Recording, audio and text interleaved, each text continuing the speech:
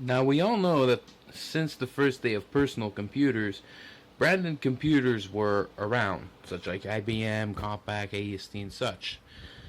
But what about the branded computers that were clone-likes, like this one, built with off-the-shelf parts?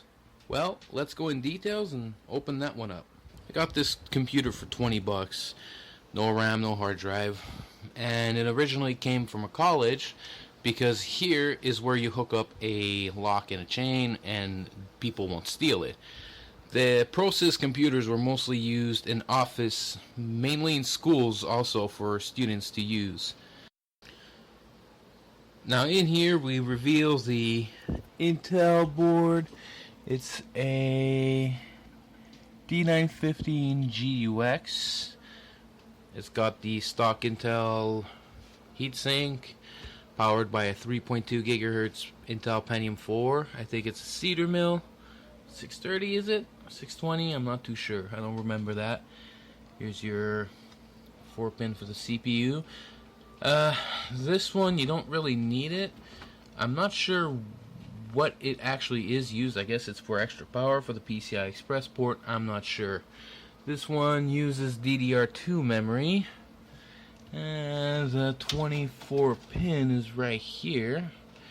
And this is powered by a Seagate 250 gigs. It's got a DVD reader, I believe. Yeah, there it is.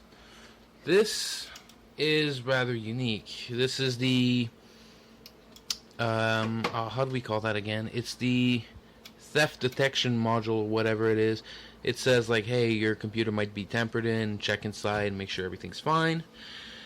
And it is connected properly right where it's supposed to be. It's got four serial ATAs, I believe 2 ID and a floppy controller. There's nothing much to show here. It's micro ATX. It looks pretty neat. It's got a little bit of dust by sitting. It's got an exhaust fan and a FSP group power supply. It's a Sparkle, 300 watts. Nothing interesting there either. I mean, it's just rather bland. So let me explain what these kind of people do with those kinds of computers. Basically off-the-shelf clone computers with a logo. Here's a prime example. We have here an empty case, and this is how we're gonna do it. Let's just say I am a branded company and I'm going to build a branded computer using off-the-shelf parts. Here we go.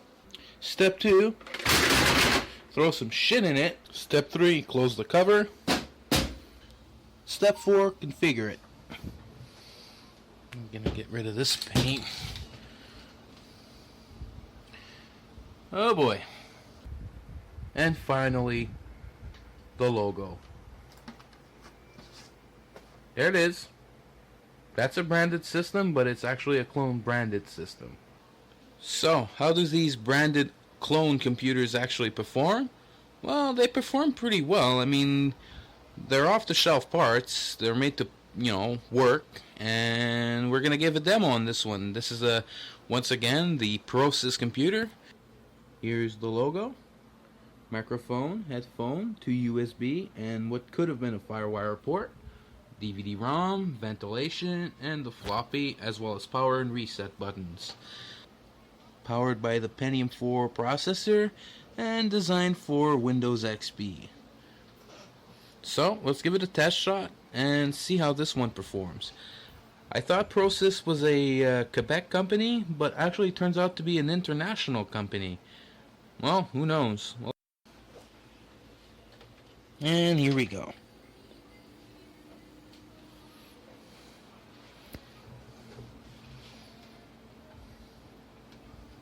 So that's their boot sequence.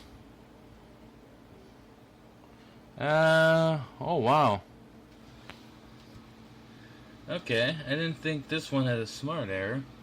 Huh. It's got 512 megs, 3.2. Huh. Oh well, let's see what happens. Oh, F4. Oh boy.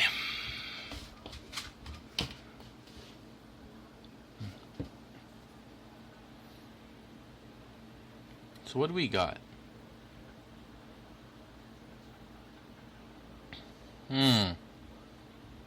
Oh dear.